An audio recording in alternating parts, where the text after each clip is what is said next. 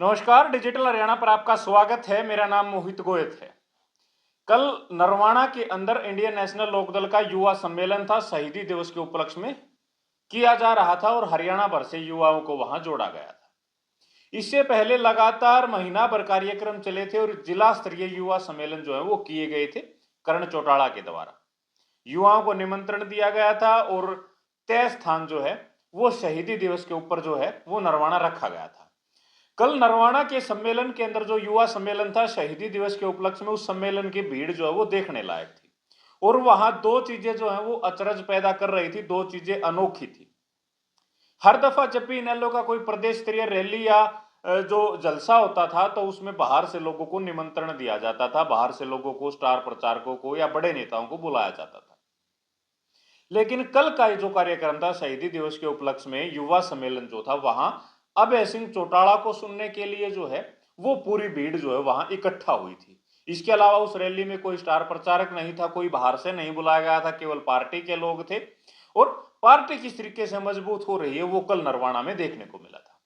जिस तरीके से पिछले दिनों चुनाव के दौरान, चुनाव से पहले जब विधानसभा लोकसभा का चुनाव था तो सोशल मीडिया पर लिखा जाता था एक थी इनेलो, ऐसा कुछ आने वाले समय में होने वाला है। लेकिन कल जो इनेलो का जलसा था, कल जो इनेलो का युवा सम्मेलन था, उसको देखने के बाद अब ये कह सकते हैं कि आने वाला समय इनेलो का हो सकता है। जिस तरीके से 25 सितंबर की रोहतक की रैली थी, रोहतक में आकर जिस तरीके से एक बड़ी रैली करके जो है वो गए और उसके बाद अब नरवाना में जो है अनाज मंडी के अंदर ये कार्यक्रम था और बड़ी बात यह है कि इस रैली के अंदर कोई भी कुर्सी जो है वो नहीं लगवाई गई थी। जनता के लिए, पब्लिक के लिए जिस तरीके से पहले रैलियां होती थी उसी तरीके से नीचे जो है वो गद्दे बिछवाए गए थे और उन गद्दों के ऊपर बैठने की व्यवस्था थी और कोई भी जगह जो वो खाली नहीं थी। इसके अलावा बराबर में जो है शेड थे या बराबर में टेंट लगाकर जो शेड बनाए गए थे, उन शेडों के नीचे कुर्सी लगाई गई थी और वो कुर्सियां भी खचाखच भरी हुई थी। क्योंकि कल बारिश थी, सुबह सुबह बारिश थी, उसके बाद जो है धूप खिली और कार्यक्रम लगभग 4 बजे तक जो है वो इंडियन नेशनल लोकदल की रैली चली और 4 बजे तक जो है वो पंडाल जो वो खचाखच भरा हुआ था। और अभय सिंह चौटाला ने भी जब 3:30 बजे जो अपना भाषण देना शुरू किया 3:20 के ऊपर, तो 90 तुले शब्दों में, कम शब्दों में और बड़े मैसेज जो है अभय सिंह चौटाला ने वहां से दिए और वो मैसेज सुनने के बाद पब्लिक जो है वो अनाज मंडी से गई है।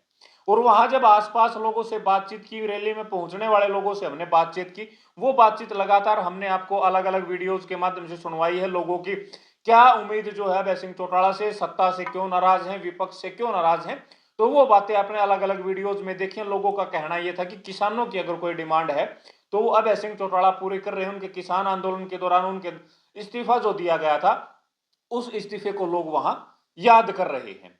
इसके अलावा बेरोजगारी भत्ते की बात जो इंडियन नेशनल लोकदल ने घोषणा की है कि हमारी सरकार होगी या तो सरकारी रोजगार होगा या बेरोजगारी भत्ता 21,000 रुपए होगा, इस बात को लेकर वहां युवाओं में अच्छा खासा उत्साह देखने को मिल रहा था। इस बात से वो खुश जो है वो वहां नजर आ रही थी। इसके अलावा भीड़ खचाखच खच थी और किसानों की एक ही डिमांड थी कि जिस तरीके से अब नहर का पानी जो है वो किसानों को नहीं मिल रहा और जिस तरीके से फसलों की बात करें, जब बीज लेने जाते हैं तो दवाई साथ मिलती है, दवाई लेने जाते हैं तो बीज साथ मिलते हैं। ये बातें जो है वहां लोग, रैली में आने वाले लोग जो वो कह रहे थे कि इंडियन नेशनल लोकदल की सरकार होगी तो हमें कुछ उम्मीदें जो है वो वहां मिलेंगी। तो इन बातों को लेकर लोगों का वहां आवागमन था, लोग वहां पहुंच रहे थे और लगभग 4 घंटे लंबा जो है ये कार्यक्रम रहा और इस कार्यक्रम में पूरा पंडाल जो है वो 12 बजे से 4 बजे तक खचाखच जो है वहां भरा रहा। इसके अलावा लगातार जिस तरीके से दूसरी ये रैली है, जिस रैली के अंदर अभय सिंह चौटाला ने जो है कुर्सियां नहीं लगवाई थी, रोहतक रैली के बाद दूसरा ये बड़ा कार्यक्रम था जिसमें ग्राफ जो हो पार्टी का बढ़ता दिखाई दे रहा। और अगर इसी तरीके से पार्टी का ग्राफ बढ़ता रहा और जो मेहनत अब हो रही है इसी तरीके से होती रही और किसी कंट्रोवर्सी में अगर नहीं फंसे तो 2029 जो वो दूर नहीं है और लक्ष्य भी दूर नहीं है। लेकिन जिस तरीके से जो प्रतिस्पर्धा के लोग हैं, अलग अलग पार्टियां हैं, वो उनको बीजेपी की बी टीम बता रहे हैं, तो कोई उनको कांग्रेस की बी टीम बता रहा है, कोई कभी कांग्रेस उन पर हमलावर होती है तो कभी बीजेपी हमलावर होती है। लेकिन उन बातों के जवाब अभय सिंह चौटाला ने मंच से दिए हैं। वो एक एक बात आपने सुनी है, लोगों के वीडियोस लगातार आप देख रहे हैं। इस पूरे घटनाक्रम के बारे में, इस रैली के बारे में आप लोग क्या सोचते हैं वो हमें कमेंट बॉक्स में जरूर लिखें। शुक्रिया।